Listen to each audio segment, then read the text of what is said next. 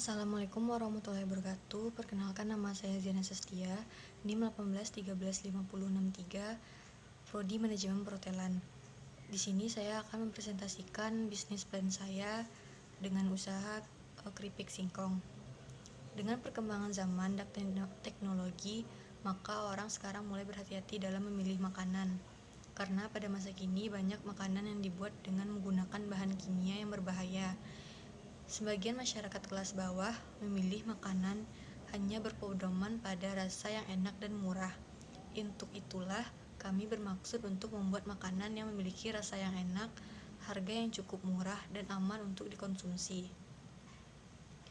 Dari uraian di atas, maka sangat potensial kami mengembangkan usaha keripik singkong, karena pada umumnya masyarakat menyukai keripik singkong yang rasanya enak, gurih, dan nikmat. Keripik singkong ini memiliki dua rasa, yaitu original dan pedas, sehingga konsumen dapat memilih rasa yang sesuai dengan selera masing-masing. Selain itu, keripik singkong ini dapat dinikmati oleh semua umur. Jadi siapapun bisa mengkonsumsi keripik ini, orang dewasa maupun anak-anak. Keripik singkong ini dapat dinikmati dalam kondisi apapun, malam hari maupun pagi hari. Dan juga keripik singkong ini akan lebih enak apabila dijadikan cemilan ketika sedang berkumpul dengan teman atau saudara. Adapun rumusan masalah. Yang pertama, bagaimana tips untuk membuka usaha keripik singkong yang baik dan benar agar tidak merugi. Yang kedua, bagaimana cara mengantisipasi persaingan usaha bisnis yang semakin ketat saat ini. Yang ketiga, bagaimana caranya agar kita bisa meraih kesuksesan dalam berbisnis keripik singkong. Yang ketiga, ada profil pengusaha. Nama Ziana Sastia, tempat tanggal lahir Padang 27 November 1999. Pendidikan sedang menempuh D4 Prodi Manajemen Perhotelan Universitas Negeri Padang. Selanjutnya, visi, misi, dan tujuan. Visi, menciptakan sebuah usaha yang mudah diterima masyarakat dan merakyat. Misi, yang pertama memberikan cita rasa yang terbaik, yang kedua memberi pelayanan yang terbaik, yang ketiga tujuan, memperoleh keuntungan yang sebesar-besarnya, yang kedua menambah pengalaman dan ilmu pengetahuan kewirausahaan dalam melakukan kegiatan usaha. Selanjutnya ada manfaat berbisnis. Yang pertama, manfaat finansial. Usaha keripik singkong ini cukup menjanjikan karena keuntungan yang cukup besar.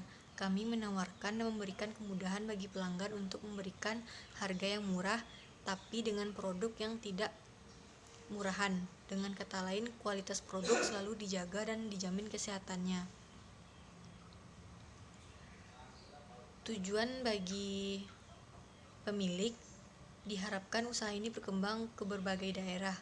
Keuntungan yang terdapat oleh pemilik yaitu menjadikan sebagai pengalaman berbisnis. Yang ketiga, bagi masyarakat, dapat menjadi alternatif bagi masyarakat untuk memenuhi kebutuhan makanan mereka.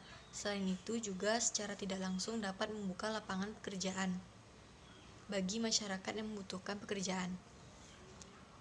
Bab 2, strategi bisnis. Yang pertama, produk yang kami tawarkan dalam usaha ini kepada konsumen memiliki varian rasa seperti original dan pedas. Yang kedua, rencana usaha. Ada rencana jangka pendek. Usaha keripik singkong ini kami rintis bertujuan untuk menambah pengalaman kerja di dalam usaha bagi kalangan mahasiswa. Selanjutnya, rencana jangka menengah.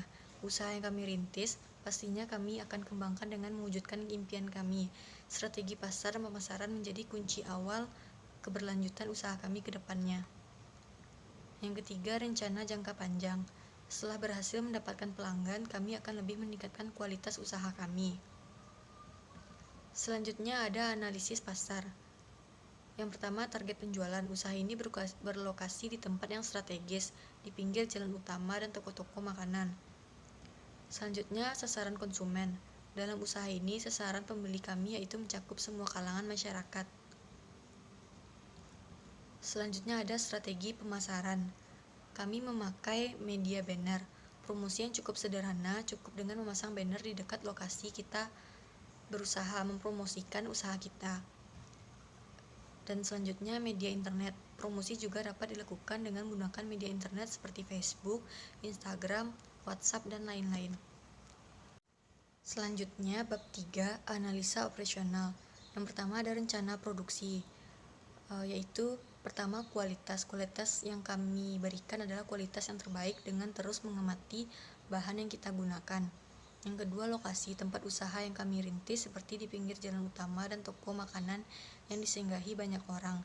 Yang ketiga, ada cita rasa. Dalam mengontrol cita rasa, produk kami akan kami lakukan proses yang baik dari bahan baku sampai proses pengemasan dengan cara yang terbaik agar konsumen puas dengan produk yang kami tawarkan. Selanjutnya, analisa metode. Yang pertama, analisa proses. Metode yang dilakukan adalah mencatat segala jenis aktivitas dan kendala-kendala apa saja yang dapat menghambat kelancaran usaha keripik singkong ini. Yang kedua, analisa bahan baku. Tanpa tersedianya bahan baku, pasti usaha ini tidak akan berjalan dengan lancar. Salah satu faktor yang mendukung usaha keripik singkong ini adalah bahan baku. Maka dari itu, kami membagi tugas untuk survei dan menjalin kerjasama dengan salah satu penjual bahan baku. Yang ketiga, analisa finish good. Usaha keripik singkong ini kami tawarkan mempunyai rasa yang gurih dan nikmat dengan menjaga proses yang dilewati dan dikemas dengan menggunakan plastik tipis yang berkualitas.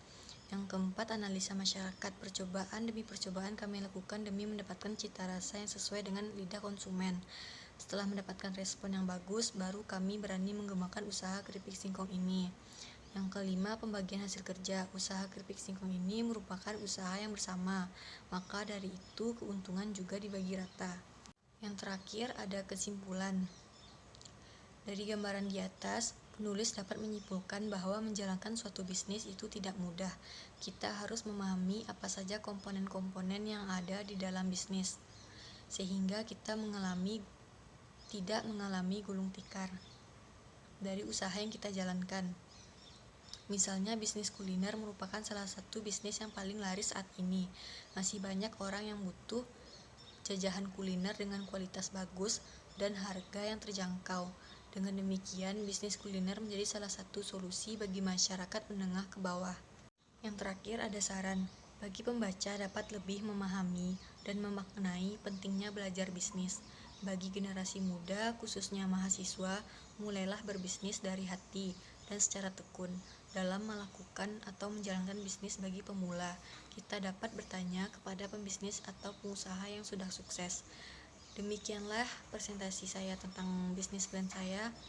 Kalau ada kekurangan mohon dimaafkan. Assalamualaikum warahmatullahi wabarakatuh.